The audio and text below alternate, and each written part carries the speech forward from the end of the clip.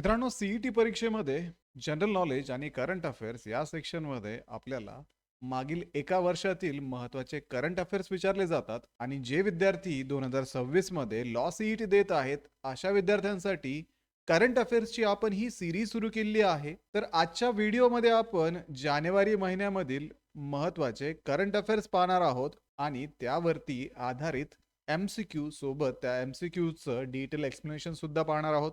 तर हॅलो विद्यार्थी मित्रांनो, मी तुमचा एज्युकेटर अरविंद आणि तुमचं स्वागत आहे ग्लोबल ऑनलाईनमध्ये. मित्रांनो, जसं की तुम्हाला माहिती आहे, GLC मुंबई, ILS पुणे यासारख्या कॉलेजेसमध्ये ऍडमिशन घेण्यासाठी आपल्याला 98-99 पर्सेंटाईल लागतात आणि हे पर्सेंटाईल्स मिळवण्यासाठी आपल्याला रिझल्ट ओरिएंटेड स्टडी करावा लागतो. आणि त्यासाठीच विद्यार्थी मित्रांनो, ग्लोबल ऑनलाईनची लाईव्ह बॅच 2 फेब्रुवारी पासून सुरू होत आहे. या बॅच मध्ये तुम्हाला डेली लाईव्ह क्लासेस दिले जातील, रेकॉर्डेड लेक्चर इथे अवेलेबल असतील, संपूर्ण अभ्यासक्रमाच्या नोट्स, 50 पेक्षा अधिक मॉक टेस्ट आणि 2000 पेक्षा अधिक MCQ सुद्धा तुम्हाला इथे दिले जातील. परीक्षेपूर्वी या बॅच मध्ये तुमचा संपूर्ण सिलेबस कव्हर करून तुमची रिव्हिजन घेतली जाईल आणि परीक्षेनंतर तुम्हाला ऍडमिशन मध्ये गाईड करण्याचं काम सुद्धा या बॅच मध्ये केलं जाणार आहे. तर विद्यार्थी मित्रांनो, बॅचला जॉईन करण्यासाठी स्क्रीनवरती दिलेल्या नंबरवरती आत्ताच व्हॉट्सअप करा किंवा प्ले स्टोअर वरती जाऊन तिथेही ग्लोबल ऑनलाईन ऍप मध्ये तुम्ही हा कोर्स जॉईन करू शकता. तर विद्यार्थी मित्रांनो, लवकरात लवकर या बॅचला जॉईन करून महाराष्ट्रातल्या टॉपच्या LLB कॉलेजमध्ये ऍडमिशन घेण्याची तयारी अगदी आत्तापासूनच सुरू करा.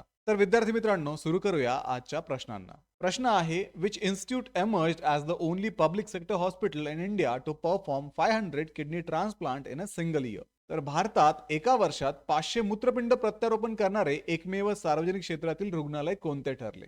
ऑप्शन्स आहेत all India institute of medical science Delhi, institute of kidney disease and research centre Ahmedabad, post graduate institute of medical education and research Chandigarh आणि फोर्टिस हॉस्पिटल मुंबई. तर विद्यार्थी मित्रांनो, institute of kidney disease and research centre अहमदाबादने 2025 मध्ये 500 मूत्रपिंड प्रत्यारोपण पूर्ण केली, जे भारतातील सार्वजनिक रुग्णालयातील आतापर्यंतच्या सर्वाधिक शस्त्रक्रिया आहेत. हे गुजरात आरोग्य विभागाअंतर्गत कार्यरत असून परवडणाऱ्या मूत्रपिंड प्रत्यारोपणात राष्ट्रीय पातळीवरती हे अग्रगण्य आहे. त्यामुळे या प्रश्नाचं योग्य उत्तर आहे option B, institute of kidney disease and research centre Ahmedabad. So this institute completed 500 kidney transplant in 2025, the highest ever by a public hospital in India. It operates under the Gujarat Health Department and is a national leader in affordable renal transplantation. So the correct answer will be option B, Institute of Kidney Diseases and Research Center, Ahmedabad. Next question आहे, the Ayanur Amanur festival is mainly associated with which tribal community? अयनूर Ammannur उत्सव मुख्यत्वे कोणत्या आदिवासी समुदायाशी संबंधित आहे? Options आहेत तोडा, कोटा, कुरुंबा आणि एरुला. तर विद्यार्थी मित्रांनो, अयनूर अमनूर उत्सव हा तमिळनाडूमधील निलगिरी पर्वत रांगामध्ये कोटा जमात साजरा करते आणि हा उत्सव त्यांच्या धार्मिक परंपरा आणि सामुदायिक ओळख दर्शवितो. त्यामुळे या प्रश्नाचं योग्य उत्तर असणार आहे option B, Kota.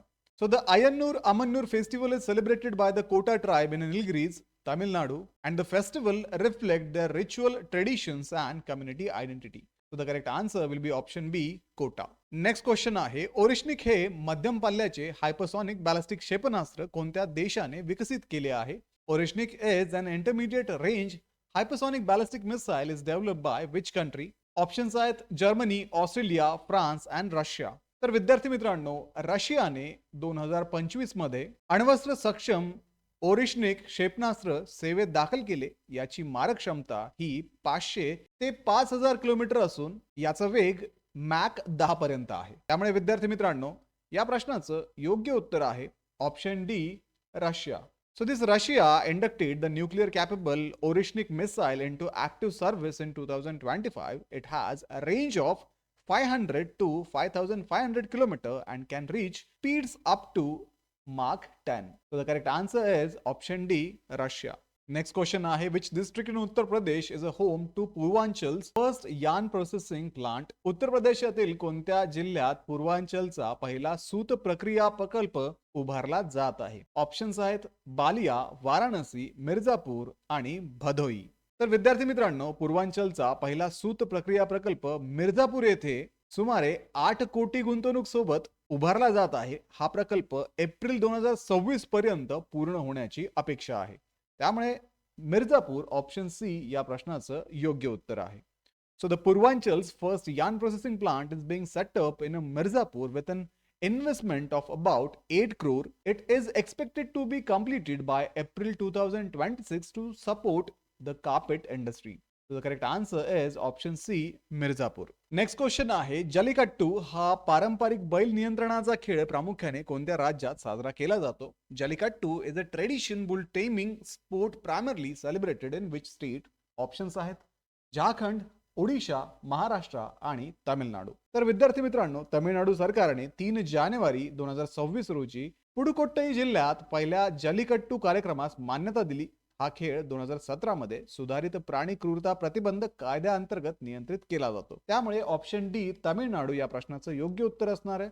The Tamil Nadu approved the first jallikattu event of 2026 on 3rd of January at Pudukkottai district. The sport is regulated under the Prevention of Cruelty to Animal Act amended in 2017. So the correct answer is option D, Tamil Nadu. Next question आहे, where was Abhyuday Madhya Pradesh Growth Summit organized? Abhyudaya Madhya Pradesh growth summit कुठे आयोजित करण्यात आली? Options आहेत ग्वाल्हेर, इंदोर, जबलपूर आणि उज्जैन. तर विद्यार्थी मित्रांनो, अभ्युदय मध्य प्रदेश ग्रोथ समिट ग्वाल्हेर येथे आयोजित करण्यात आली आणि या परिषदेत सुमारे 25,000 लाभार्थ्यांनी सहभाग घेतला आणि राज्यातील रोजगार निर्मितीवरती भर देण्यात आला. So the Abhyuday Madhya Pradesh Growth Summit was held in Gwalior with participation around 25,000 beneficiaries. It focused on investment-led employment generation across the state. So the correct answer is option A, Gwalior. Next question आहे, the Landstack and Glossary of Revenue Terms was launched under which program? Landstack आणि महसूल संज्ञांचा शब्दकोश कोणत्या कार्यक्रमाअंतर्गत सुरू करण्यात आला? Options आहेत प्रधानमंत्री Awas Yojana, digital India land records modernisation programme, national land records modernisation project, Bharat land information system. तर लँडस्टॅक हा digital India land records modernisation programme अंतर्गत सुरू करण्यात आला. यामध्ये GIS आधारित डिजिटल एकत्रीकरणाचा वापर केला जातो. त्यामुळे या प्रश्नाचं योग्य उत्तर आहे option B, digital India land records modernisation programme. So this Landstack was launched under the Digital India Land Records Modernization Program to improve land governance. It uses GIS-based digital integration inspired by the global best practices. So the correct answer will be option B, Digital India Land Records Modernization Program. Next question आहे, who has been appointed as the chief coach of the Indian women's hockey team? भारतीय महिला hockey संघाच्या मुख्य प्रशिक्षक पदी कोणाची नियुक्ती करण्यात आली? ऑप्शन्स आहेत राजेंद्र सिंग, सियोड मॉरिन, हरेंद्र सिंग, मायकल नॉब्स. तर हॉकी इंडियाने 2026 मध्ये सियोड मॉरिन यांची मुख्य प्रशिक्षक म्हणून नियुक्ती केली. त्यांनी टोकियो ऑलिम्पिक 2020 मध्ये भारताला ऐतिहासिक 4थे स्थान मिळवून दिले होते. So Siod Morin was appointed chief coach in 2026 by Hockey India. He earlier guided India to historic 4th place at the Tokyo Olympic 2020. So the correct answer will be option B, Siod Morin. Next question आहे, the first Vande Bharat sleeper train is planned to operate between which two cities? पहिली Vande Bharat sleeper train कोणत्या 2 शहरादरम्यान धावणार आहे? Options आहेत दिल्ली मुंबई, गुवाहाटी हावरा, चेन्नई बेंगलुरू, पटना कोलकाता. तर विद्यार्थी मित्रांनो, भारताची पहिले वंदे भारत स्लीपर ट्रेन गुवाहाटी ते हावडा दरम्यान धावणार आहे. 2025 मध्ये चाचणी पूर्ण झाल्यानंतर ही ट्रेन सुरू होईल आणि यात सुमारे 823 प्रवासी प्रवास करू शकतील. So the India's first Vande Bharat sleeper train will run between Guwahati and Howrah after completion of testing in 2025. It will carry around 823 passengers in 16 AC coaches. So the correct answer will be Guwahati and Howrah, option B. Next question आहे, the 3D printed automatic weather station project is led by which institute? 3D printed स्वयंचलित हवामान केंद्र प्रकल्पाचे नेतृत्व करणारी संस्था कोणती आहे? ऑप्शन्स आहेत Indian institute of technology Delhi, Indian institute of tropical meteorology Pune, Indian institute of technology Bombay, Indian space research organisation. 3D printed स्वयंचलित हवामान केंद्र हा प्रकल्प 2000 कोटींच्या मिशन मौसम अंतर्गत IITM पुणे यांच्या नेतृत्वाखाली राबवला जात आहे. पहिली 3D प्रिंटेड स्वयंचलित हवामान केंद्र बसवणे फेब्रुवारी 2026 पासून सुरू होणार आहे. So the project is led by IITM Pune under Mission Mausam worth 2,000 crore. The first 3D printed AWS installation will begin from February 2026. So the correct answer is option B, Indian Institute of Tropical Meteorology, Pune.